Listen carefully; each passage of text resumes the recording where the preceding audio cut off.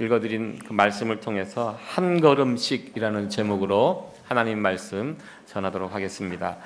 최근에 본 뉴스 가운데 참 재미있고 의미 있는 뉴스가 하나 있었습니다. 헝가리라는 나라 결혼 정책에 대해서 제가 소개해주는 그런 뉴스였는데요. 사진을 찾아보니까 이렇게 소개가 되어 있습니다.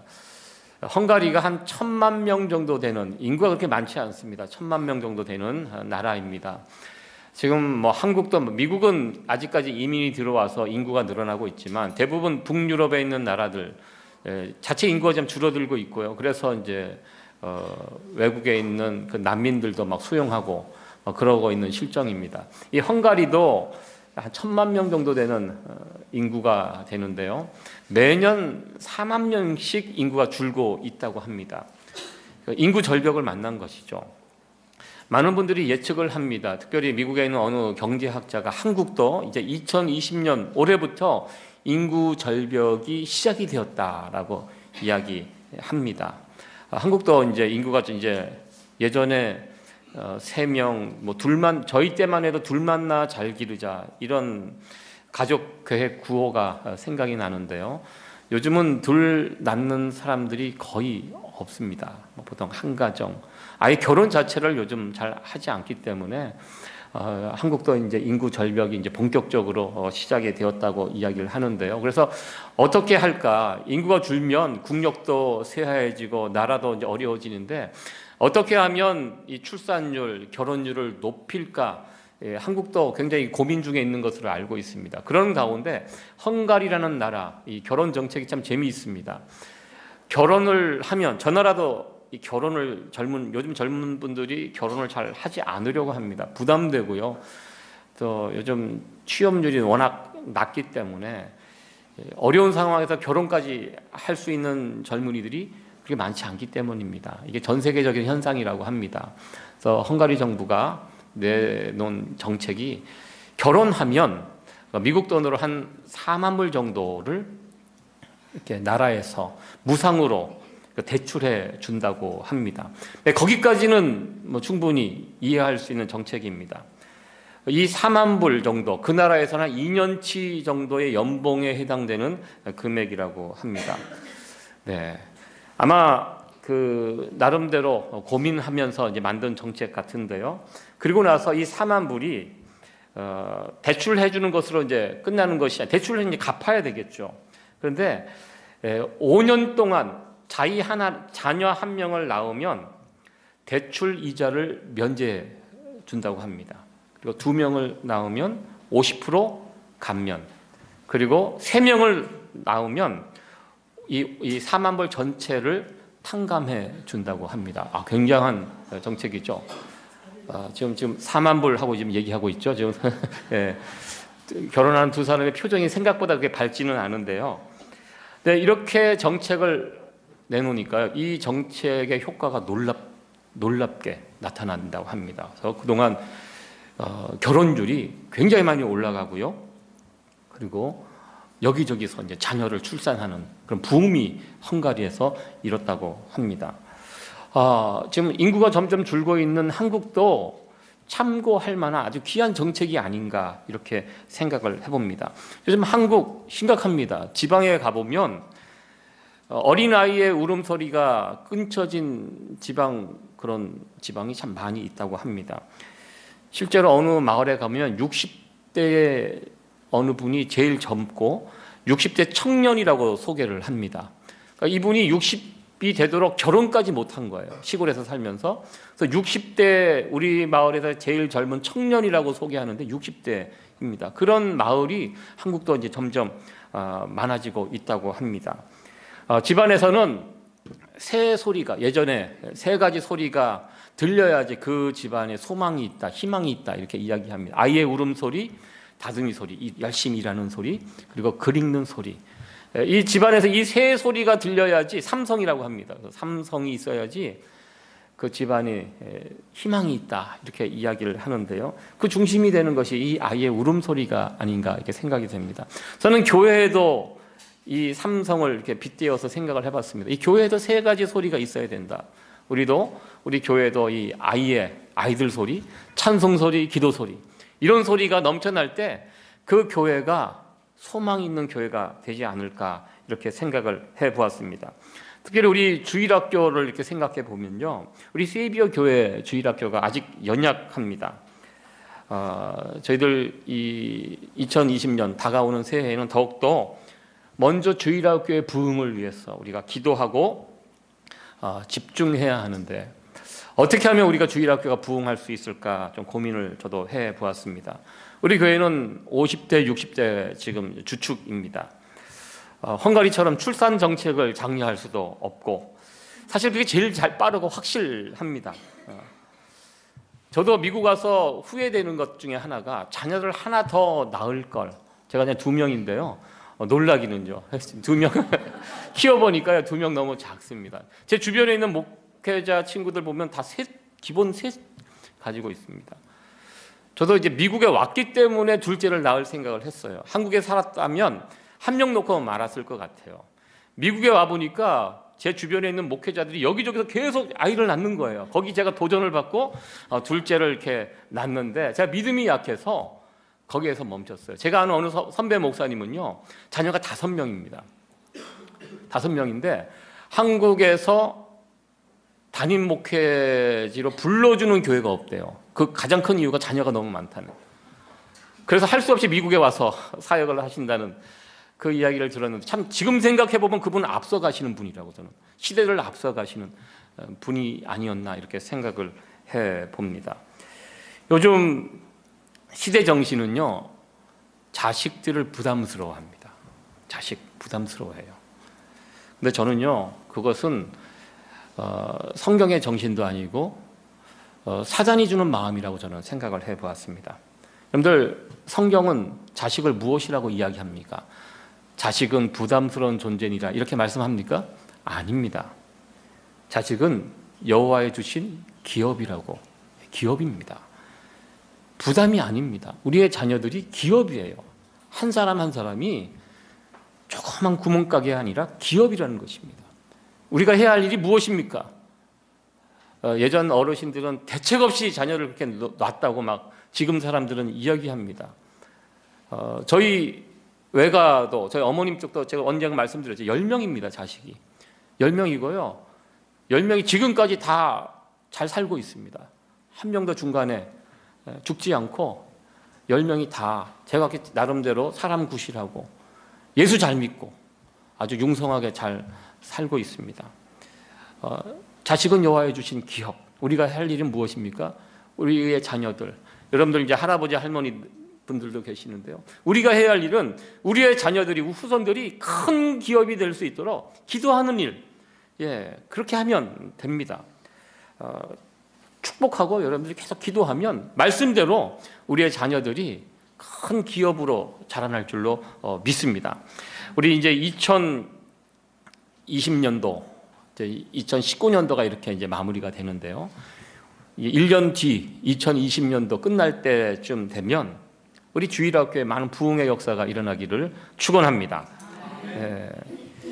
제가 이번 주 우리 전도사님들하고 같이 식사를 가정하고 같이 한번 모였습니다. 올해가 가기 전에 전도사님 가정 그리고 전도사님 같이 한번 식사하자. 그래서 모여서 한 해 동안 수고했다. 그리고 같이 이제 교제하면서 이런저런 이야기를 나눴습니다. 그래서 이제 우리 새해에는 우리 주일학교의 부흥을 위해서 더 열심히 우리가 뛰자, 이렇게 이야기를 했는데요. 그러면서 그런 이야기를 했습니다. 제가 처음 세이비어교회에 와갖고 사역자를 못 구해서 1년 동안 참 기도를 많이 했는데, 제가 가만히 생각해 보니까, 물론 아직까지 우리 주일학교에 자녀들 많지 않습니다. 어느 날 가만히 돌아봐서 생각을 해보니까 좋은 사역자 2사람이 제 옆에 있는 것입니다. 미국에서요, 특별히 뉴욕에서 괜찮은 사역자 구하는 거 쉽지 않습니다. 굉장히 어렵습니다. 저도 예전에 메릴랜드에서 사역할 때 교회가 큰 교회였거든요. 큰 교회도 사역자 구하기가 쉽지 않아요. 그래서 어쩔 때는 6개월, 1년씩 그 자리가 공석인 적이 있었습니다. 하물며 큰 교회도 어려운데요, 우리 작은 교회가 사역자 구하는 것이 쉽지 않았습니다. 근데 어느 날 이렇게 돌아보니까요, 하나님께서 우리의 기도 응답해 주셨고요. 정말 좋은 사역자 두 사람을 이렇게 세워서 같이 사역을 하고 있더라고요. 어느 날 보니까 참 이거 하나님 앞에 감사했는데요. 그래서 제가 그 경험담을 이야기를 했습니다. 어느덧 보니까 여러분들이 이렇게 와 있었고, 이제 어느덧 보면 우리 교회 안에 우리 주일학교 자녀들이 많아질 것이다. 우리가 기도하자. 불가능한 건 없다. 열심히 기도하면서 열심히 하면 하나님께서 우리 주일학교에 부흥도 주실 것이다. 이렇게 같이 격려하고 하나님의 은혜를 구하고 함께 귀한 교제의 시간을 가졌습니다. 새해 그 무엇보다도 2020년도에는 우리 세이비어 교회 주일학교의 부흥의 역사가 일어나기를 간절히 축원합니다. 성경에는 많은 탄생의 이야기가 나옵니다. 어둡고 제약된 시대, 이 시대에서 새롭고 희망찬 시대로 이게 전환이 될 때는 항상 성경은 어느 집안의 탄생 이야기, 그 이야기부터 시작되는 것을 우리는 볼 수 있습니다. 지난주 우리는 성탄 주일로 예배를 드렸습니다. 성탄의 기쁨, 소망, 어디서부터 시작이 됩니까? 예수님께서 아기 예수로 이 땅에 오시는 탄생 스토리부터 이 희망의 스토리가 시작이 되는 것을 보게 됩니다. 성경 룻기에도 탄생 이야기가 나오고 있습니다. 룻기 4장은요, 이제 이야기가 마무리가 되는 부분입니다. 룻기를 마무리하면서 한 아이의 탄생 이야기를 소개해 주고 있습니다. 룻과 보아스 사이에서 태어난 오벳이라는 아이의 이름입니다. 그리고 이 오벳은 다윗의 아비, 이새의 아비라고 설명이 되어 있습니다. 우리가 읽었던 이 부분은 룻기의 결론에 해당되는 부분입니다. 룻과 보아스 집안에 오벳이라는 아기가 태어났고 그가 다윗의 할아버지가 된다. 무슨 뜻입니까? 이스라엘의 새로운 역사가 이제 다윗을 통해서 시작이 되는데요. 다윗 이전의 시대와 다윗 시대는 엄청난 차이가 있습니다. 비교할 수 없을 정도로 많은 차이가 있습니다. 여러분들 1950년대 한국과 지금의 한국 비교해 보십시오. 엄청난 차이가 있습니다. 저는 2013년도 최근에 갔다 왔던 기간이 2013년도 잠깐 한 2박 3일 정도 한국에 들렸는데요. 1년, 2년, 3년 만에 이렇게 가보면 한국이 비약적으로 발전하는 것을 볼 수가 있습니다. 50년대 한국과 지금 2020년대 한국 이 비교할 수가 없을 정도로 놀라운 발전을 했습니다. 우리만 놀라는 것이 아니라 세계 각국의 많은 사람들이 한국 놀라운 나라, 놀랍게 발전한 나라로 그렇게 바라보고 있습니다. 한국이 저렇게 발전할 수 있었던 이유가 무엇입니까? 누구 때문에 저렇게 나라가 발전했습니까? 바뀌었습니까? 그동안 그 안에 무슨 일이 있었습니까? 아마 여러분들 나름대로 설명할 수 있을 것입니다. 한국이 저렇게 발전한 것은 누구누구 때문이다. 누구누구 이유가 무엇이다. 아마 여러분들 각자 나름대로 그 부분에 대해서 설명을 하실 수 있을 것 같습니다. 큰 흉년이 들었던 사사시대, 이 룻기의 배경이 사사시대입니다. 그 사사시대에서 풍년의 시대, 다윗의 시대로 갑자기 바뀌었습니다. 나라의 분위기가 갑자기 바뀌었습니다. 그 이유가 무엇입니까? 그 힘이 무엇인가? 성경은 그 동력이, 나라가 그렇게 부흥하고 발전하게 된 그 동력이 바로 룻기에 있다. 룻기 속에 하나님께서 담아놓으셨다. 이렇게 설명하고 있습니다. 이 구약 성경의 순서를 보면요, 사사기, 룻기, 사무엘서 이렇게 진행이 됩니다. 사사기의 분위기 아마 여러분들 아실 것입니다. 칙칙합니다. 어둡습니다. 힘겹습니다. 사사기 이 룻기의 배경이 사사기거든요. 룻기를 처음 시작할 때 그 땅에 큰 흉년이 들었다라고 소개하고 있습니다.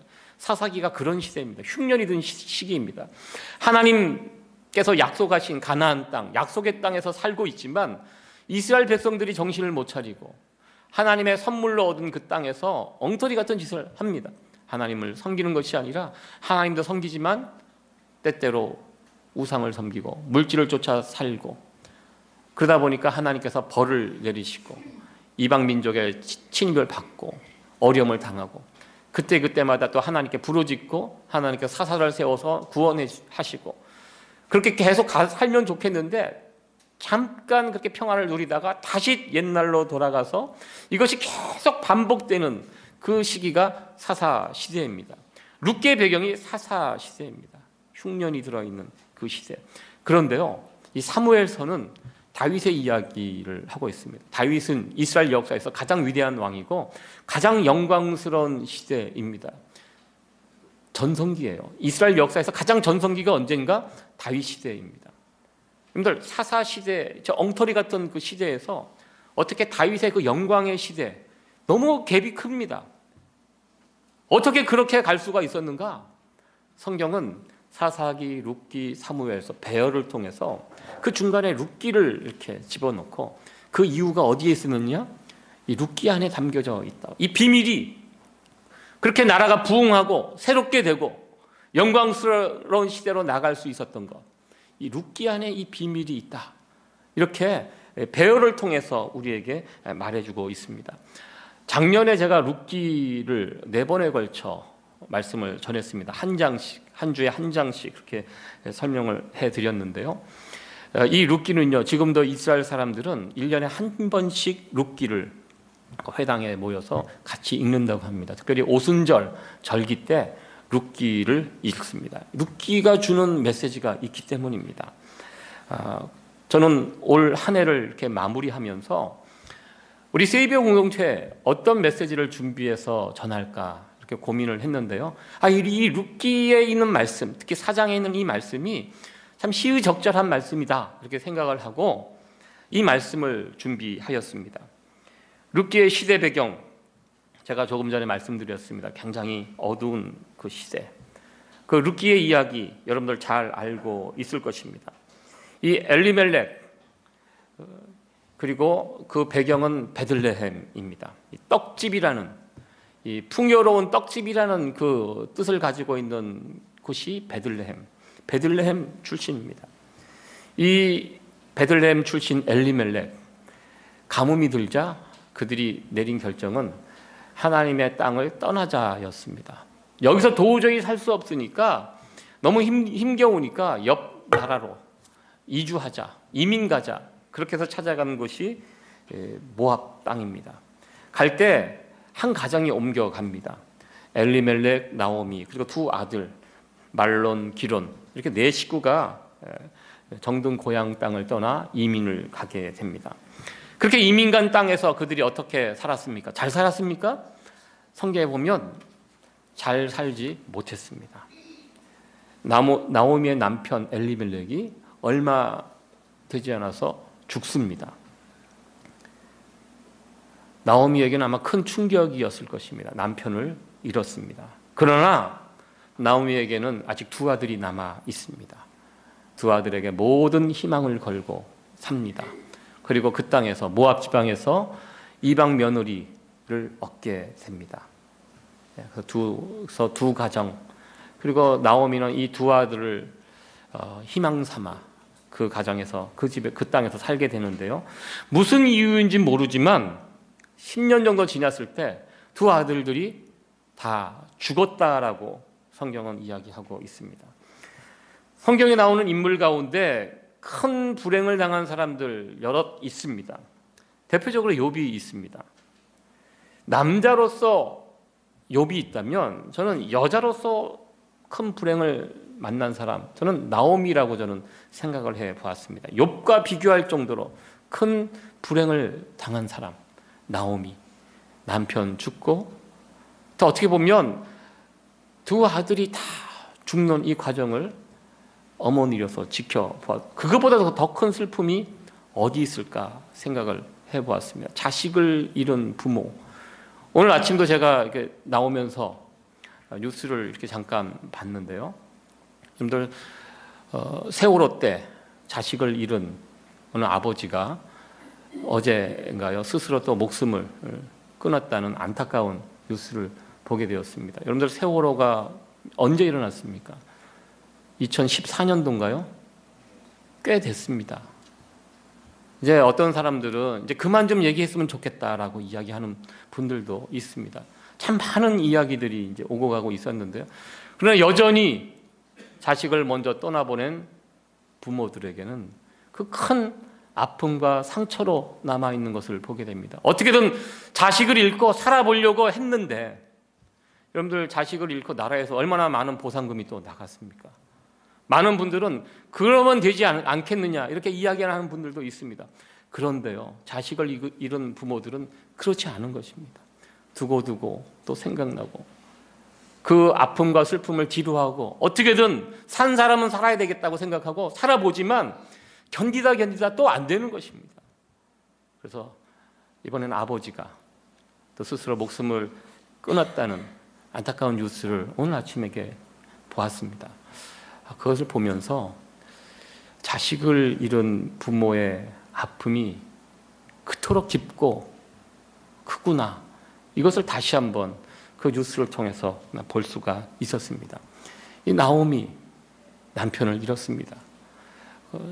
자기가 살던 정든 고향 땅도 아닙니다. 자식을 다 잃어버렸습니다. 고향 땅에 있었더라면 주변에 그래도 위로해 줄 사람들이라도 있잖아요. 그 슬픔을 당했을 때 함께 찾아가서 울어주고 그 마음을 만져줄 친구들이라도 있는데, 이 낯선 이방 땅, 이민간 그곳에서 그런 사람들이 어디 있습니까? 오롯이 다 슬픔을 다 가슴에 담아두고 이렇게 살게 됩니다. 다 잃어버렸습니다. 나오미는 자신이 당한 이 불행한 형편, 이것을 이야기할 때 하나님이 나를 쳤다고 이렇게 이야기합니다.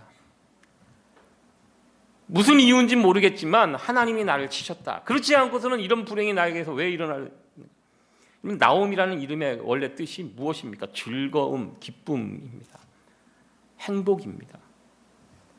그런데 나오미의 실상은 전혀 그렇지 않았습니다.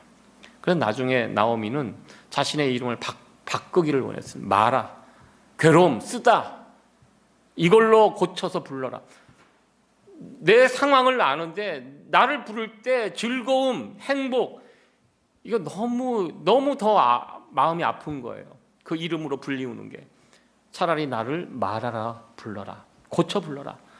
나오미의 삶이 철저히 무너져 내린 그 상황을 우리는 보게 됩니다. 룻기 안에는 왜 나오미가 이런 불행한 일을 겪었는지 설명되어 있지 않습니다. 나오미는 아마 여러 가지 나에게 왜 이런 불행이 생겼을까 아마 생각을 했던 것 같습니다. 하나님의 약속의 땅, 가나안 땅을 떠났기 때문에 이런가? 내가 이방 며느리, 이 모압 사람은 이스라엘 회에 절대로 받아주면 안 된다, 이 구약 율법에 나와 있거든요. 그 말씀을 무시하고 모압 사람을 며느리로 맞이하였기 때문에 나에게 이런 불행이 일어나는가? 이방 며느리가 이 집안에 들어와서 하나님께서 치신 것인가? 정말 그런가? 여러분들은 어떻게 생각하십니까? 나오미가 왜 이런 불행을 겪었습니까? 저는 나오미가 생각했던 이런 이유, 일반적으로 생각하는 이런 이유는 아니라고 저는 생각합니다. 하나님의 땅이 어디 있습니까? 다 하나님의 땅이죠. 다 우리 이민자들 아닙니까? 우리도 정든 고향 땅을 다 떠나서 여기서 살고 있는데요. 무슨 땅을 떠났기 때문에 이런 일을 당한다? 이방 며느리를 얻었기 때문에 저는 그건 아니라고 저는 생각합니다. 우리 하나님 그런 분 아닙니다. 그러나 나오미는 이런저런 생각을 했들. 왜 나에게? 중요한 것은 룻기는요, 왜 나오미에게 그런 불행이 있었는지 설명하지 않습니다. 하나님은 그 부분에 관해서는 설명하지 않으십니다. 그런데 이와 같은 절망적인 상황 가운데 소식 하나를 듣게 됩니다. 1장 6절에 있는 말씀입니다. 우리 1장 6절에 있는 말씀 같이 한번 읽어보도록 하겠습니다. 시작. 그가 모압 지방에 있어서 여호와께서 자기 백성을 권고하사 그들에게 양식을 주셨다 함을 들었으므로 이에 두 자부와 함께 일어나 모압 지방에서 돌아오려 하여. 아멘. 1장 6절에 있는 이 말씀, 여호와께서 자기 백성을 권고하사 그들에게 양식을 주셨다 함을 들었다라고 이야기합니다. 나오미가 어떤 한 소문을 들었던 것 같습니다. 저 1장 6절은요, 나오미의 해석이 지금 들어가 있는 거고요. 원래 나오미가 들었던 소문은 아마 이런 것이었을 것 같습니다. 지금 온 땅에 흉년이 이렇게 있는데, 그래도 그나마 이스라엘 땅, 그 베들레헴 그 지역은 이 나오미의 고향입니다. 형편이 좋아져서 올해 농사가 잘 되었다. 아마 이 정도의 아마 소식을 나오미가 들었던 것 같습니다. 그 소식을 듣고 나오미는 오늘 6절에 있는 말씀으로 해석을 했습니다. 하나님께서 은혜를 베풀어 주셔서 그 땅에 풍년이 들었다. 이렇게 나오미는 그 소문을 듣게 됩니다. 그리고 나오미는 결정을 합니다. 그래, 고향으로 돌아가자. 다시 고향으로 돌아갈 때 나오미가 감내해야 될 여러 가지 상황들이 있습니다. 일단 체면이 말이 아닙니다. 보통 금이환영이라고 합니다. 우리가 어딘가 떠났어 다시 고향으로 돌아갈 때 뭔가 좀 업적을 이루고 잘 된 다음에 돌아가야지. 지금 나오미는 어떻습니까? 다 망했습니다. 떠날 때 4식구가 있었습니다. 떠날 때 4명 중에 3명은 죽고 없습니다.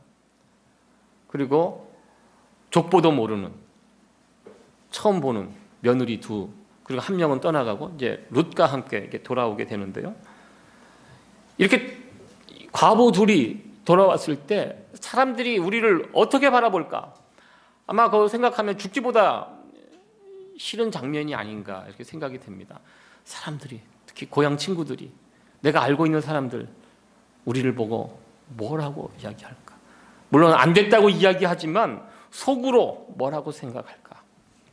아마 이런 생각을 하면 참 고향으로 돌아오는 길이 굉장히 무거웠을 것이라고 생각이 됩니다. 그러나 나오미는 그럼에도 불구하고 하나님의 은혜가 있는 그 고향 땅으로 다시 돌아가자. 이거 결정을 합니다.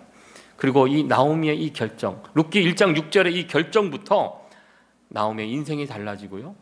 그리고 이스라엘의 역사가 이 결정을 통해서 새롭게 바뀐 것을 나중에 우리는 보게 됩니다. 이 나오미에게 있어서 이 결정은 전환점이 되었다는 것입니다. 우리들에게도 이런 전환점들이 있습니다.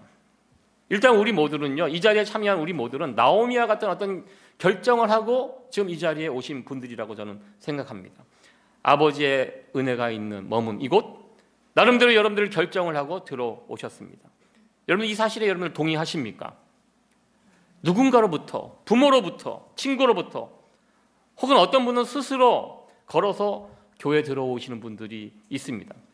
그때는 잘 몰랐을 것입니다.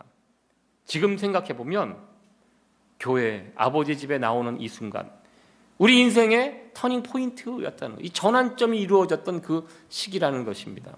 제가 아는 중학교 때 그 친구가 있습니다. 그 친구는 교회 다니는 친구가 아니었습니다. 그런데요, 어느 교회에 어떤 자매가, 굉장히 이쁜 자매가 그 교회를 다니고 있었습니다. 그 친구가 그 자매를 사귀기 위해서 교회를 나갔어요. 지금 그 친구가 이제 목회자가 됐습니다. 그 자매와 결혼한지는 모르겠습니다. 그 첫 출발,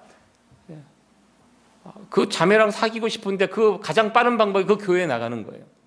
그래서 그 목적으로 교회를 나가게 됐는데 돌아보니까요, 그것이 그 친구의 전환점이, 인생의 전환, 터닝 포인트가 되었고, 그곳에서 남아서 교회 생활을 열심히 하고 결국 신학교를 가고, 이 친구가 대학도 좋은 데를 나왔습니다.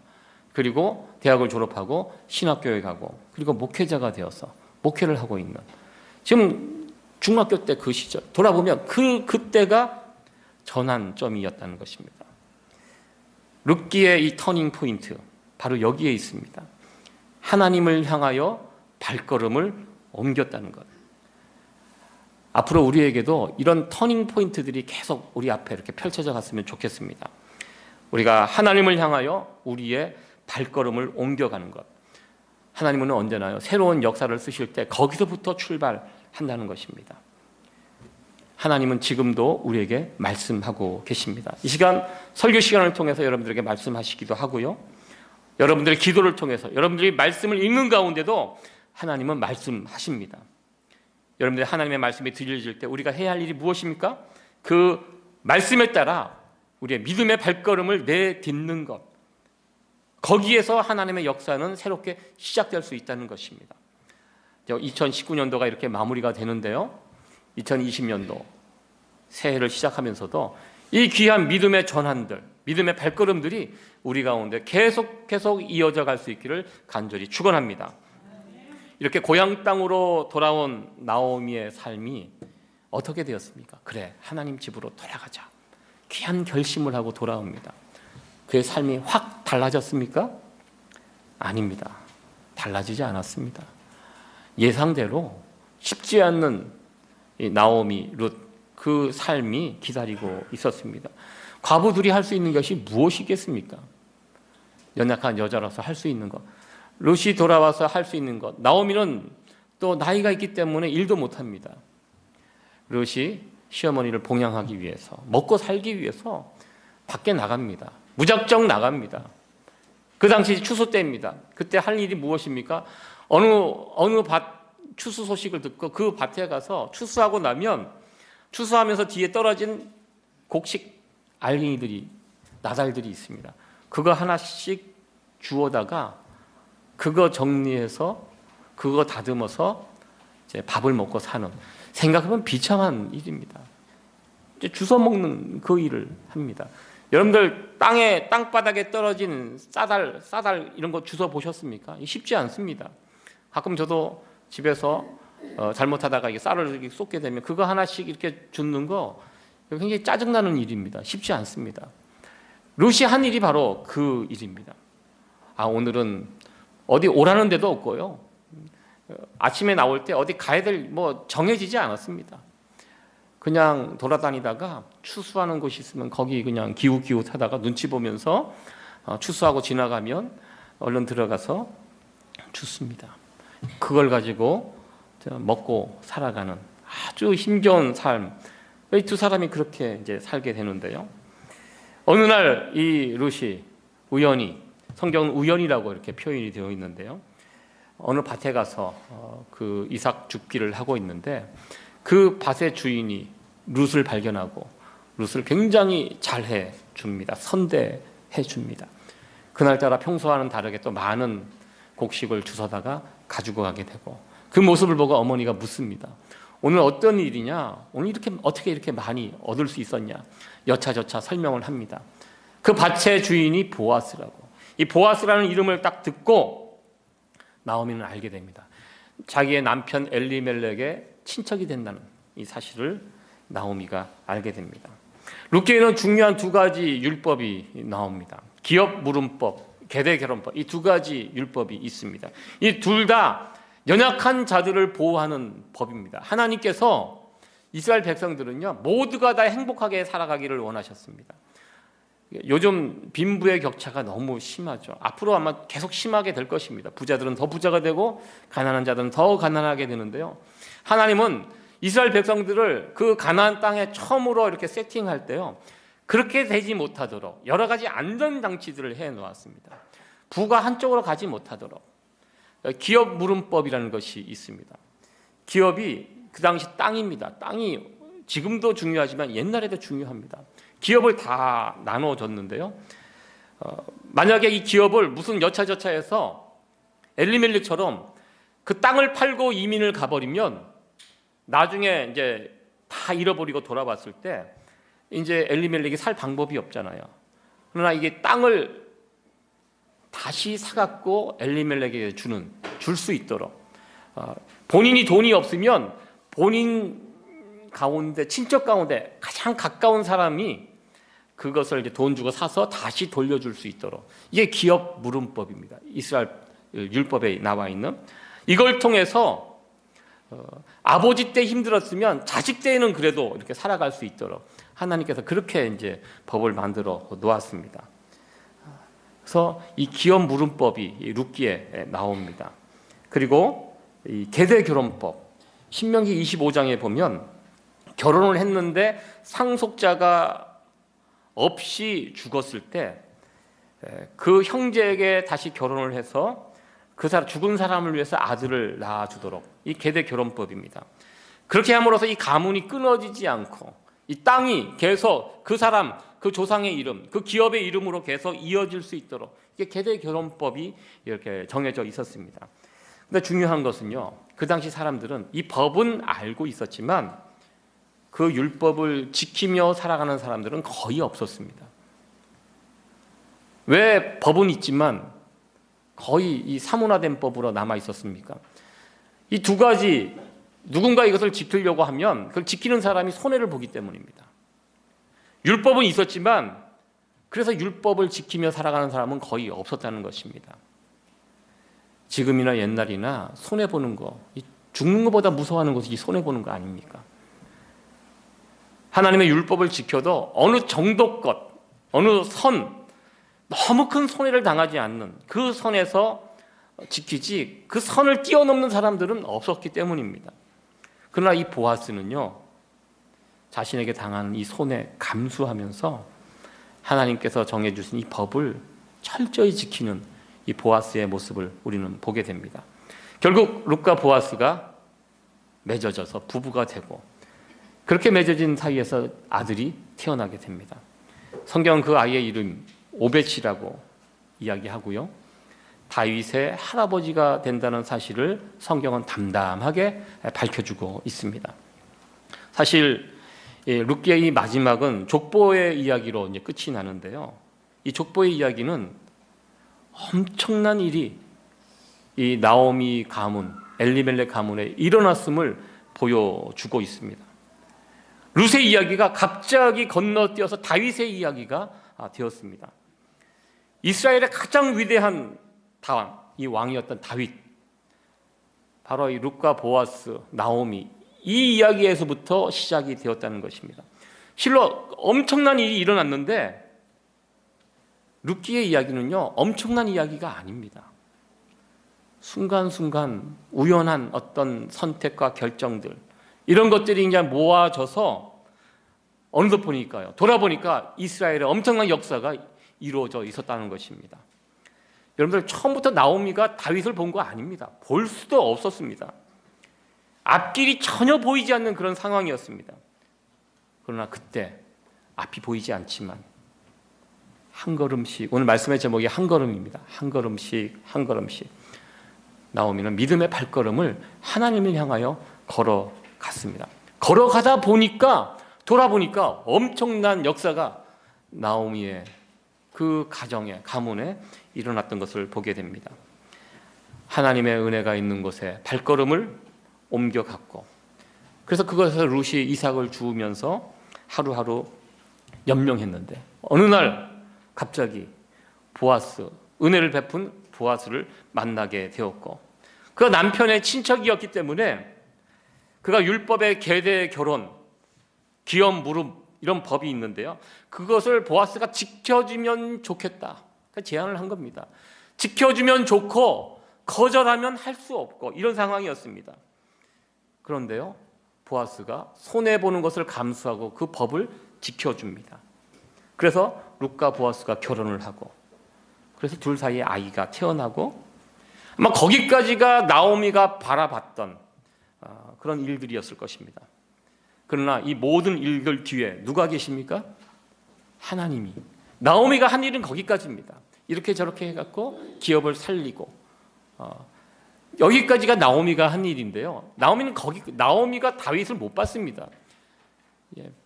한참 뒤잖아요, 다윗은. 그러나 하나님은 이 모든 것을 계획하고 보고 계셨습니다. 하나님 어떤 일을 하셨습니까?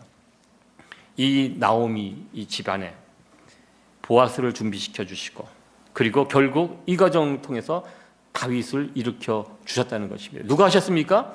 하나님께서 그렇게 하셨습니다. 누군가 우리의 인생을 이 야간 운전에 비유를 했습니다. 제가 야간 운전 그 사진을 하나 구해봤는데요, 여러분들, 이게 뉴욕에 사니까, 뉴욕은 밤도 밝아요. 밤에 운전하는 것이 그렇게 부담이 없는데요, 뉴욕을 벗어나서 미국 시골로 달리면 밤에 운전하는데 굉장히 좀 뭐라 그럴까요, 깜깜한데 자동차 헤드라이트이 그렇게 많이 비춰지진 않아요. 그래서 이 상향등을 켜면 뭐 멀리까지 보죠. 여러분, 혹시 밤에 운전하실 때 상향등 켜고 운전하시는 분 계십니까? 여러분들은 편할지 몰라도 상대방은 죽습니다. 그렇게 하지 마십시오. 한 10m 정도, 이렇게 아마 10m, 15m 이 정도 아마 헤드라이트를 켜고 가면 그렇게 하는데요, 밤에 운전할 때가 그렇습니다. 답답합니다. 안 보여요, 멀리까지. 그래서 항상 그 10m, 15m 그 앞만 보고 운전하고 이제 갑니다. 가야 할 목표가 멀리 있어요. 멀리까지 볼 수가 없어요. 그러나 그냥 앞만 보고 그 앞에만, 특히 이제 겨울철 운전은 이 사슴들이 막 저 밖으로 나오기 때문에 아주 조심해서 주의를 이렇게 잔뜩 긴장하고 그렇게 운전을 하면서 가는데요. 우리의 인생을 이 야간 운전에 비유했는데 참 절묘한 비유라고 저는 생각을 해 보았습니다. 그래요. 정말 그래요. 우리가 볼 수 있는 거 10m 앞입니다. 답답합니다. 우리가 할 수 있는 거 거기까지입니다.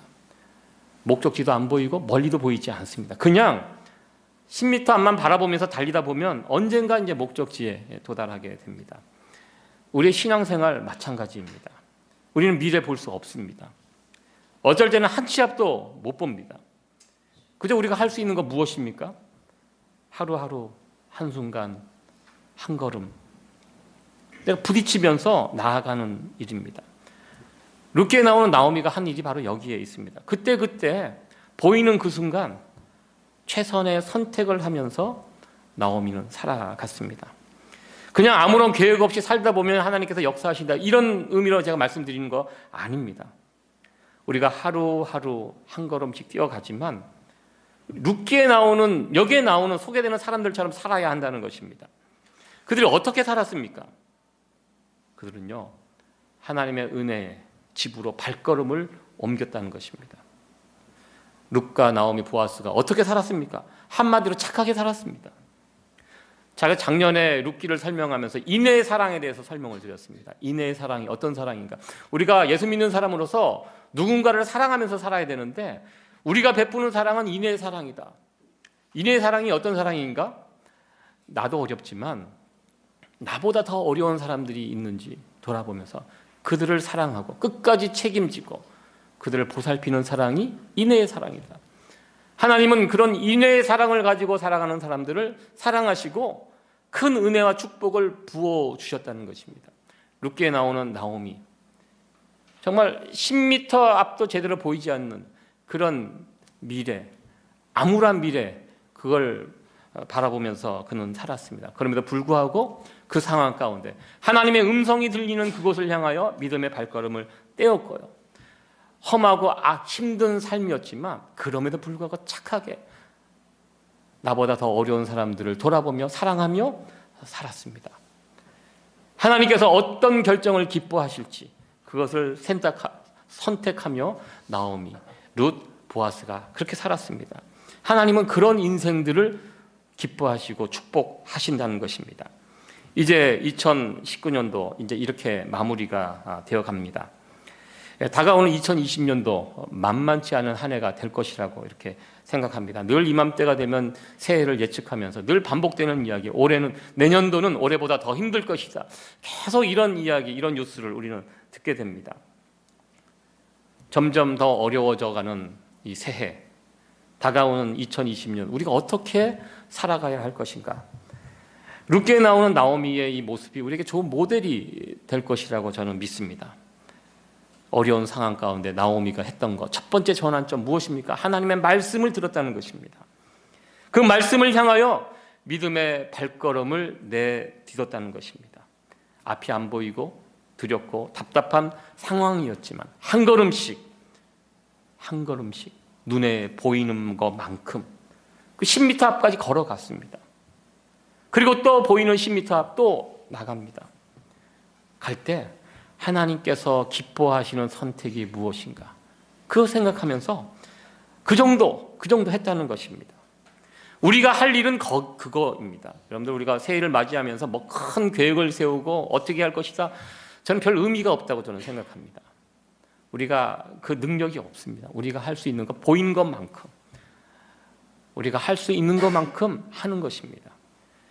나오미처럼 믿음의 발걸음을 하나님을 향해 걸어가는 것, 그 가운데서 최선을 다해서 하나님이 기뻐하시는 선택이 무엇인가, 그거 생각하면서 기도하면서 결정하면서 살아가는 것, 그렇게까지가 우리가 할 일이고요. 그 다음은 하나님이 하신다는 것입니다. 하나님이 우리의 인생을 책임져 주실 것입니다. 이 믿음을 가지고 2019년도를 잘 마무리하고 두려운 2020년도 맞이할 수 있는 저와 여러분이 됐으면 참 좋겠습니다. 나오미 이야기 마지막은, 성경의 마지막은요, 누가 누구를 낳고, 이 낳는 이야기로 마무리가 됩니다. 출산의 이야기가 마무리가 되는데요, 저는 항상 한 집안에 자녀가 태어났다, 그 집안의 희망과 소망이 됩니다.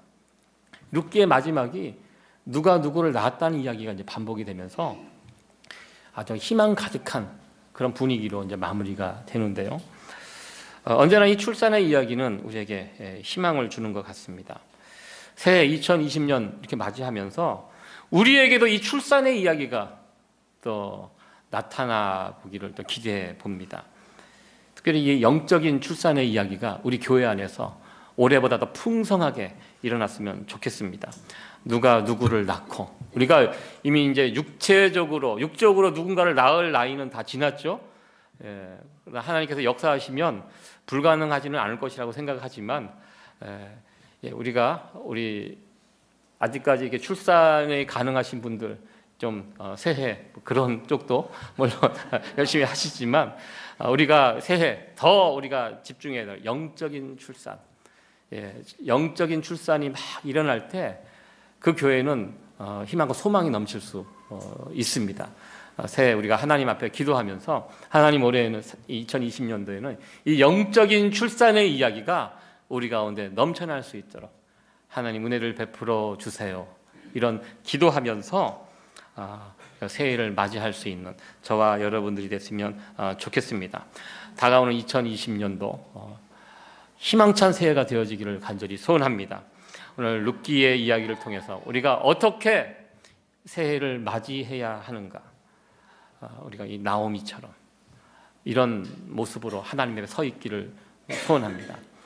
하나님 말씀이 들려지는 곳을 향하여 우리의 믿음의 발걸음을 내딛고, 보이는 것만큼, 내가 보이는 것이 10m면 그것을 향해서 걸어가시면 됩니다. 우리가 할까 하면 나머지 우리 하나님께서 책임지십니다. 우리가 보는 것은 부족합니다. 그러나 우리 하나님은 모든 것을 보고 계십니다. 우리를 통하여 큰 비전을 이루어 가실 하나님을 기대하며 다가오는 2020년도 열심으로 주를 위해 달려갈 수 있는 우리 모두가 되어지기를 간절히 소원합니다. 기도하시겠습니다.